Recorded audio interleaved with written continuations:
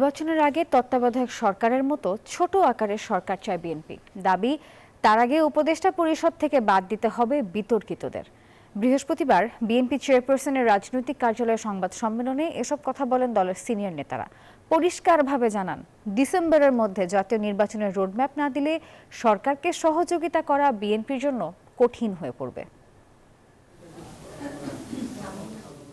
চলমান রাজনৈতিক পরিস্থিতি নিয়ে গুলশানে দলের চেয়ারপারসনের কার্যালয়ে জরুরি সংবাদ সম্মেলন করে বিএনপির সর্বোচ্চ নীতি নির্ধারণী ফোরাম জাতীয় স্থায়ী কমিটি।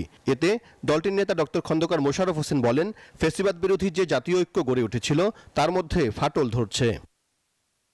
ডক্টর মোশাররফ বলেন, আইন অনুযায়ী সার্চ কমিটির মাধ্যমে নির্বাচন কমিশন গঠিত হয়েছে। সব দলের মতামতের ভিত্তিতে কমিশন গঠিত হলেও নির্বাচন পিছিয়ে দিতে এনসিপি আন্দোলনে নেমেছে বলে অভিযোগ বিএনপির। নির্বাচন কমিশন সাংবিধানিক দায়িত্ব হচ্ছে রাষ্ট্রপতি নির্বাচন, জাতীয় সংসদ নির্বাচন ও রাষ্ট্রপতি নির্বাচন অনুষ্ঠান।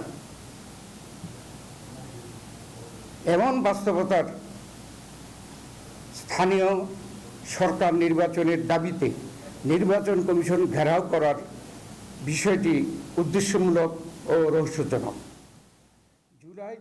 ডিসেম্বরের মধ্যে নির্বাচন না দিলে সরকারকে আর সহযোগিতা না করার ইঙ্গিত দেওয়া হয় সংবাদ সম্মেলন থেকে। একটি সুষ্ঠু, অবাধ, নিরপেক্ষ নির্বাচনের মাধ্যমে ডিসেম্বর 2025-এর মধ্যে একটি জাতীয় সংসদ গঠনের জন্য অবিলম্বে সুনির্দিষ্ট রোডম্যাপ ঘোষণার দাবি জানাচ্ছি। এই সর্বোচ্চ জন আকাঙ্ক্ষাকে সর্বোচ্চ অগ্রাধিকার দেওয়া বর্তমান অন্তর্বর্তী সরকারের প্রধানতম এজেন্ডা হওয়া উচিত বলে জনগণ মনে করে। এর অন্যথা হলে জনগণের দল হিসাবে বিএনপির পক্ষে এই সরকারের প্রতি সহযোগিতা অব্যাহত রাখা কঠিন হয়ে দাঁড়াবে। বিএনপির স্থায়ী কমিটির সদস্য আমির খসরু মাহমুদ চৌধুরী বলেন, নির্বাচন সুষ্ঠু ও নিরপেক্ষ করতে অন্তর্বর্তী সরকারের আকার ছোট করতে হবে। কেয়ারটেকার মোডের দিকে যদি আমরা এগিয়ে যাই তাহলে তো আজকের যে অ্যাডভাইজারি কমিটি এটাকে কমিয়ে কেয়ারটেকার মোডের দিকে যেতে হবে। সংখ্যা কমানোর কথা বলছে, বাড়ানোর কথা না। কারণ আপনি যখন কেয়ারটেকার মোডে যাবেন, সংখ্যা আমাদের জানা আছে কেয়ারটেকারের 10 জন ছিল, ঠিক আছে, আমরা সংখ্যা বলছি না, কিন্তু আপনাকে সেদিকে যেতে হবে।